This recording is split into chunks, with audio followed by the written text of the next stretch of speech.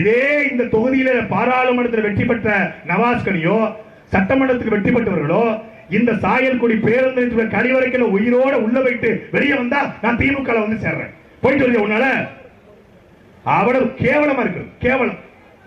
அடிப்படை கட்டமைப்பை கூட செஞ்சு தராத இவர்களை நாம் இந்த தேர்தல் அரசியல் வந்து தூக்கி எறிய வேண்டும். பொய் வாய திறந்தாலே பொய். நான் ஆட்சிக்கு வந்தா தேர்தல் அறிக்கை விட்டுருக்காங்க. திமுக தேர்தல் அறிக்கை கேஸ் விலையா 500 ரூபாயா குறைச்சிருவாராம்.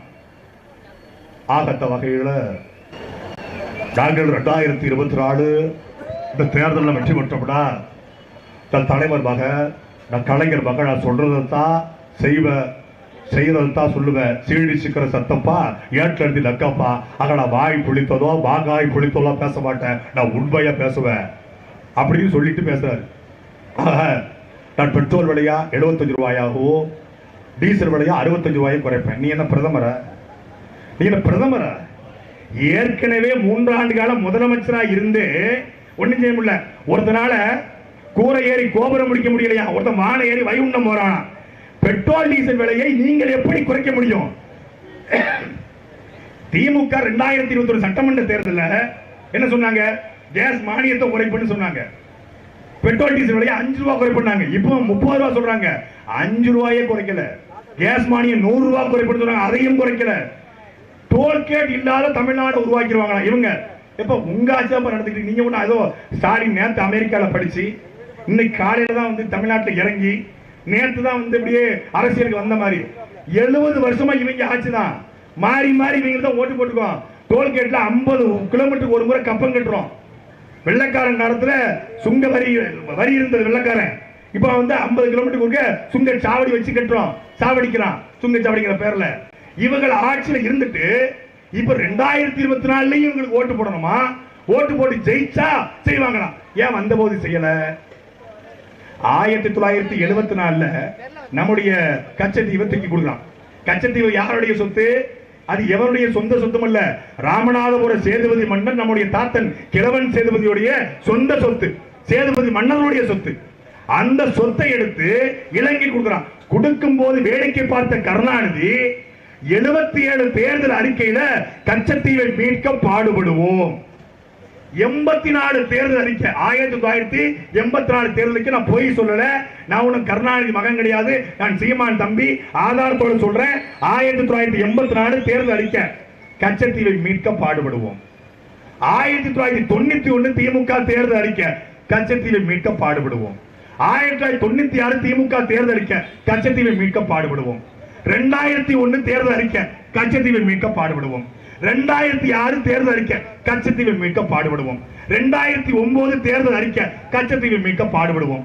2011 தேர்தல் அறிக்கை கச்சத்தீவை மீட்க பாடுபடுவோம். 2014 நாடாளுமன்ற தேர்தல் கச்சத்தீவை மீட்க பாடுபடுவோம். 2019 நாடாளுமன்ற தேர்தல் அறிக்கை கச்சத்தீவை மீட்க பாடுபடுவோம். 2021 சட்டமன்ற தேர்தல் அறிக்கை கச்சத்தீவை மீட்க பாடுபடுவோம். இப்ப 2024 நாடாளுமன்ற தேர்தல் அறிக்கை கச்சத்தீவை மீட்க பாடுபடுவோம். நீ புடுங்கினது போதும். நீ புடுங்கினது எல்லாமே பொல்லாது. புடுங்கினது எல்லாமே தேவையில்லாத ஆணிதான். 30 வருஷமா ஏமாத்துறாங்க. கச்சத்தீவை மீட்க பாடுபடுவோம். இதே போலதான் முல்லை பெரியாறு, இதே போலதான் பாலாறு, இதே போலதான் ஒகேனக்கல், இதே போலதான் காவிரி சிக்கல்.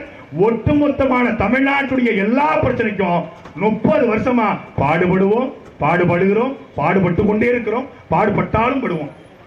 30 வருஷமா. எப்பா 1 வருஷம் ஏமாறலாம், 2 வருஷம் ஏமாறலாம், 5 வருஷம் ஏமாறலாம், 50 வருஷமா ஏமாறுவீங்க. உங்களை மாதிரி இடிச்ச பாப்பைய மக்கள் உலகத்திலே கிடையாது. அவன் புடிச்சிட்டான். எவ்வளவு அடிச்சாலும் தாங்குறாங்க தமிழங்க. எவ்வளவு வடிவடி சொல்வார்ல, அடிக்கும் போது ஒருத்தன் சொன்னா எவ்வளவு அடிச்சாலும் தாங்குறான்டா, அவன் ரொம்ப நல்லவன்டான்னு சொல்லிட்டாங்கிற மாதிரி தமிழன் எவ்வளவு அடிச்சாலும் தாங்குறாங்க அப்படின்னா அடிக்கிறான். அவனும் அடிக்கிறான். கச்சத்தீவை வச்சு அடிக்கிறான். மீனவனை தினம் மீனவனுடைய வலையை பிடிச்சு அறுத்துட்டு போறான். மீனவனை அப்பனுக்கு முன்னாடி மகன் அடிக்கிறான், மகனுக்கு முன்னாடி அப்பன் அடிக்கிறான். அதை பத்தி நம்மளுக்கு கவலை கிடையாது. நமக்கு ராமநாதபுரத்துல காதர் பாஷா முத்துராமலிங்கம் பாத்துக்குவாரு, அண்ணாச்சி பாத்துக்குவாரு. நமக்கு வந்து நவாஸ்கனி அண்ணாச்சி பாத்துக்குவாரு, OPS பாத்துக்குவாரு, EPS பாத்துக்குவாரு, Stalin பாத்துக்குவாரு, KKSSR பாத்துக்குவாரு, Thangam Thennarasu பாத்துக்குவாரு, அங்கிட்டு பெரிய கருப்பம் பாத்துக்குவாரு, ராஜகருப்பம், எல்லாம் ஆளாளுக்கு அவர்கள் வளர்ந்திருக்கிறார்கள். நாம் வளர்ந்திருக்கிறோமா? பெரிய கருப்பன் வளர்ந்திருக்கிறார், ராஜ கண்ணப்பன் வளர்ந்திருக்கிறார். அங்கே மரியாதைக்குரிய காதபாச முத்துராமலிங்கம் வளர்ந்திருக்கிறார். அனிதா ராதாகிருஷ்ணன் வளர்ந்திருக்கிறார். KKSSR வளர்ந்திருக்கிறார். தங்கம் தென்னரசு வளர்ந்திருக்கிறார். நாம் அப்படி இருக்கிறோம். ஓட்டு போட்ட நாம் அப்படியே பிச்சை எடுக்கிறோம். நான் சவால் விடுறேன். ஓட்டுக்கு ₹1 காசு கொடுக்காம, கோடி பிரியாணி கொடுக்காம இந்த தேர்தலை திமுக அணிட்டும்டா. 40 தொகுதியும் நாம் கட்சி தான் ஜெயிக்கும். நீ ஓட்டுக்கு காசு கொடு, ஓட்டுக்கு பணம் கொடுப்பேன். எங்கள் மக்கள் பாவம், ஏழைகள் என்ன பண்ணுவான்? எப்பா இந்த 2000 ரூபாயாவது அவன் கொடுக்கறான், எதுவும் செய்ய மாட்டான்னு தெரியும். அவன் களவாணி பையனு தெரியும், அவன் திருட்டு பையனு தெரியும், அவன் மொள்ளமாரி பையனு தெரியும், அவன் ஆத்துமல்ல அள்ளி விற்கிறான், கனிம வளத்தை கொள்ளையடிக்கிறான், எல்லாம் தெரியும்பா. அவன் தர்றது இந்த 2000 தான்ப்பா, அதையும் கெடுத்து விட்டு போயிடான் சாமி அப்படிங்கிறாங்க. அவனால அந்த 2000 வாங்கிக்கோங்க, தயவு செய்து. 2000 3000 கொடுத்தாலும் வாங்கிக்கோங்க. அதிமுக பணம் கொடுக்குதா வாங்கிக்கோ, OPS கொடுக்காரா வாங்கிக்க, திமுக கொடுக்குதா வாங்கிக்க, பிஜேபி கொடுத்தா வாங்கி. அவன் கொடுத்து பழக்கம், அவனுக்கு வாங்கிட்டான் பழக்கம், திருட்டு போய. இதெல்லாம் தந்தா வாங்கிக்க. வாங்கிக்கிட்டு நேரா போங்க. 3 சாமியா, 5 சாமியா, கருப்பு சாமியா, சுடலமாடனா, எசக்கி அம்மனா, மாரியம்மனா, பேச்சி அம்மனா, அல்லாவா, இயேசுவா, குலதெய்வம் எதுன்னு போங்க. இல்ல கீழக்கிற பெரிய பள்ளிவாசல் இருக்கு, நம்ம இந்த பள்ளிவாசல போய் கூட இல்ல நம்முடைய நமக்கு இஷ்ட தெய்வம் எதுவோ போயிட்டு ஒரு 2000 ரூபாயில ஒரு 20 ரூபாய் எடுங்க. 20 ரூபாய் கொண்டு, எப்பா நான் வாங்கிட்டேன், பிள்ளை மேல சத்தியம் பண்ணிட்டேன், பால் மேல சத்தியம் பண்ணிட்டேன், அவன் எனக்கு ஓட்டு போட்டியான்னு சொல்லியிருக்கான், என்ன பண்றது தெரியல, இந்த 20 ரூபாயை உண்டியில போடுறேன், என் பாவத்தை பூரா தீத்துரு அப்படின்னு சொல்லிட்டு ஒரே அமுக்கு, மைக்கில் அமுக்குங்க. அதுக்கப்புறம் மத்ததை நாங்க பாத்துக்கிறோம். அவன்கிட்ட பணம் வாங்கிட்டு ஏமாத்துறதெல்லாம் ஏமாத்தே கிடையாது. ஏன்னா அவன் கொள்ளக்கார பையன். எங்க நல்லவனை தாங்க ஏமாத்த கூடாது. எங்க ஊர்ல சொல்லுவாங்க, ஐயோ அவளுக்கு பாவம் பார்த்தா 6 மாசம் பாவம் அப்படியே பத்திக்க முடியும், பச்சை மரமே பத்திக்க முடியும், ஐயோன்னு சொன்னா 6 மாசம் பாவம் பத்திக்குமா, அப்படிப்பட்ட பாவம் பிடிச்சவாங்க. அதனால நல்லவங்களை பாவம் பார்த்தாதான் தப்பு, நல்லவங்களை ஏமாத்துறாதான் தப்பு. கெட்டவன, அயோக்கிய பயல, திருட்டு பயல, கனிம வளத்தை கொள்ளையடிக்கிறவன, குடும்ப ஆட்சி நடத்துறவன, மக்கள் ஓட்டை பறித்து கொண்டு மக்களை ஏமாற்றுகிற திமுக காரனை ஏமாத்துனா தப்பே இல்லை. திமுக காண்ட வட்டி வாங்கினா கூட, கடன் வாங்கினது வட்டி கட்ட தேவையில்லை, அவனை ஏமாத்த தப்பு இல்லைங்கிற. அவன் ஊரடிச்சு உடையில போட்டு வச்சுக்க, அவன் மனத்தை நம்ம திருப்பி கொடுக்கணுமா? அதனால ஓட்டுக்கு பணம் வாங்கினாலும் கொடுத்தாலும் வாங்கிக்கிட்டு அப்படியே தூக்கி போட்டுட்டு ஓட்டை போடுங்க. இல்ல நாங்க பரம்பரை திமுக, நாங்க தாத்தா காலத்து திமுக, நாங்க கருணாநிதி காலத்துல இருந்து திமுக இருக்கோம். என்னதான் இருந்தாலும் சீமான் எனக்கு ரொம்ப பிடிக்கும். சந்திரபிரபா ஜெயபால் நல்ல வேட்பாளர் தான். அவங்க பாராளுமன்றத்துக்கு போனா நிச்சயமாக மோடியவே பாடியா மாத்துவாங்க அப்படிங்கிறது எங்களுக்கு தெரியுது. அவங்க பேசுற பேச்சிலே தெரியுது. இதுவரைக்கும் போன பாராளுமன்ற உறுப்பினர்கள் வெளிநடப்பு செஞ்சிருப்பாங்க. சந்திரபிரபா ஜெயபால் பாராளுமன்றத்துக்கு போனா மோடியே வெளிநடப்பு செய்வார் என்பது எங்களுக்கு தெரிகிறது. ஆங்கிலத்திலும் புலமை பெற்றவர். ஒருவேளை ராமநாதபுரத்தினுடைய எம்பியாக சந்திரபிரபா ஜெயபால் வெற்றி பெற்று பாராளுமன்றத்துக்கு போகிற பொழுது பாராளுமன்றத்தில் அவர் கேட்கிற கேள்வியில் மோடிக்கு மாரடைப்பு வந்து, அட்டாக் வந்து, ஹார்ட் அட்டாக் வந்து படுத்தாலும் அதை மருத்துவம் பார்க்கிற திறமையும் எங்களுடைய வேட்பாளருக்கு இருக்கிறது. அவர் உயிரையும் காப்பாற்றுவாங்க. இவங்க கேட்கிற கேள்வியில திமுகவுடைய ஆட்களோ அதிமுகவுடைய ஆட்களோ யாருக்கு எந்த பிரச்சனை வந்தாலும் அது மருத்துவம் பார்க்கக்கூடிய ஆற்றல் இருக்கிறது. அதெல்லாம் சரிதான்ப்பா. ஆனாலும் நான் திமுக தான் போடுவேன் அப்படின்னா நீங்க என்ன பண்ணுங்க, வாக்குச்சாவடிக்கு போங்க, திமுகவுக்கே போடுங்க, பிரச்சனை இல்லை. அதுக்கு முன்னாடி எங்களுடைய மைக்கு சின்னம் ஒர்க் ஆகலன்னு சொல்றாங்க. அது ஒர்க் பண்றான்னு பாக்குறதுக்காக ஒரே ஒரு அமுக்கு மைக்கில் அமுக்குங்க. அமைக்கிட்டு அப்புறம் நீங்க உதயசூரனுக்கு போடுங்க, ரெட்டலைக்கு போடுங்க, மொட்டலைக்கு போடுங்க, தாமரைக்கு போடுங்க. அதுக்கு முன்னாடி முதல்ல பொண்ணு மைக்கு வேலை பார்க்கறான்னு பாருங்க. ஏன்னா எங்களுக்கு ஒரு ரகசியமான தகவல் நேற்று நைட்டு எலெக்ஷன் கமிஷன் இருந்து வந்துச்சு. மைக்கு சின்னம் சரியா ஒர்க் ஆகலன்னு சொல்றாங்க. அதனால உங்க வாக்காளர்கிட்ட சொல்லி ஒரு ஒர்க் ஆகணும் ஒரு முறை அமைக்கி பார்க்க சொல்லுங்கன்னு சொல்றாங்க. அதை மட்டும் பாருங்க. எங்களை அமைக்கி பார்த்துட்டு அதுக்கப்புறம் நீங்க போடுங்க. செல்லா ஓட்டம் போட்டும் அவன் நாசமா போட்டும் அவன் நடுத்தர நிக்கட்டும், சரிதானே?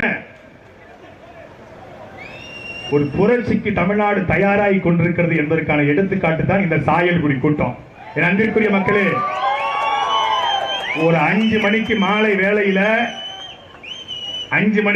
வேளையில ஒரு அரசியல் கட்சியினுடைய கூட்டத்தை கேட்க, ஒரு கட்சியின் தலைவருடைய கூட்டத்தை கேட்க காசு கொடுக்காமல் இப்படிப்பட்ட கூட்டத்தை கூட்ட முடியும் என்றால் அது நாம் தமிழர் கட்சியால் மட்டும்தான் முடியும். யாருக்கு வேணாலும் சவால் விடுறேன். நீ பரம்பரை திமுக, பரம்பரை அதிமுக, கோடி கோடியா கொட்டி வச்சிருக்கிற பெரிய பெரிய ஆளுன்னு சொல்றல, வா எங்க கூட நேரடியா வா. இப்படி ஒரு கூட்டத்தை காட்டு. இத்தனை அக்காமார்கள், இத்தனை தங்கச்சிமார்கள், இத்தனை அம்மாமார்கள், யாருக்கும் நாங்க காசு கொடுக்கல, கோட்டர் கோழி பிரியாணி கொடுக்கல, ஒத்த விளம்பரம் செய்யல. சீமான் பேசுகிறார் என்பதற்காக கூடிய கூட்டம் இந்த கூட்டம். தனியார் பேருந்து ஓட்டுநருடைய ஆதரவு பெற்ற சின்ன மைக்கு, என்டி பேருந்துடைய ஓட்டுநர் ஆதரவு பெற்ற சின்ன மைக்கு. சொல்லுவா ஏழைகளின் சின்னம் உதயசூரியன். எப்ப 1967 தேர்தல், ஏழைகளின் சின்னம் உதயசூரியன். அண்ணா கேட்டார், ஏழைகளின் சின்னம் உதயசூரியன் அப்படின்னாங்க. அதுக்கப்புறம் கருணாநிதி வந்தார். 1974 தேர்தல், ஏழைகளின் சின்னம் உதயசூரியன். 81 ஏழைகளின் சின்னம் உதயசூரியன். 91 ஏழைகளின் சின்னம் உதயசூரியன். 2001 ஏழைகளின் சின்னம் உதயசூரியன். இப்போதும் சொல்றான் ஏழைகளின் சின்னம் உதயசூரியன். 70 வருஷமா ஒரே டயலாக் தான், ஏழைகளின் சின்னம் உதயசூரியன். அப்ப என்ன தெரியுது? உதயசூரியன் சின்னம் இருக்கிற வரை ஏழை இருப்பான். ஏழைகளை ஒழிக்க வேண்டும் என்றால் உதயசூரியன் சின்னத்தை ஒழிக்க வேண்டும். உதயசூரியன் இந்த நாடாளும் இந்த ராமநாதபுரத்திலே விடியல் அளித அது உதயசூரியன் மலரவில்லை என்ற செய்தி வர வேண்டும். ஏப்ரல் 19ஆம் தேதி நடக்கிற நாடாளுமன்ற தேர்தலில் இதுவரைக்கும் நம் முன்னோர்கள் தாங்கிய இந்த மைக் சின்னத்திலே நீங்கள் வாக்களிக்க வேண்டும். இந்த மைக் நல்ல வலிமைக்கு, நேர்மைக்கு, நல்ல தலைமைக்கு எடுத்துக்காட்டாக வந்திருக்கிற மைக்கு. இந்த மைக்கிலே உங்கள் வாக்களை செலுத்துங்கள். இந்த நாடாளுமன்ற தொகுதியுடைய வேட்பாளர், வெற்றி வேட்பாளர், வருங்கால பாராளுமன்ற உறுப்பினர் அக்கா சந்திரபிரபா ஜெயபால் அவர்களுக்கு மைக் சின்னத்திலே வாக்களித்து வெற்றி பெற செய்யுங்கள். நன்றி, வணக்கம். நாம் தமிழர், நாமே தமிழர். அடுத்ததாக தமிழ் தேசிய இனத்தின் ஒற்றை நம்பிக்கை, தலைவர் தந்த தமிழ் குடை, இந்த மண்ணின் மகன் அண்ணன் செந்தமிழன் சீமான் உங்களோடு.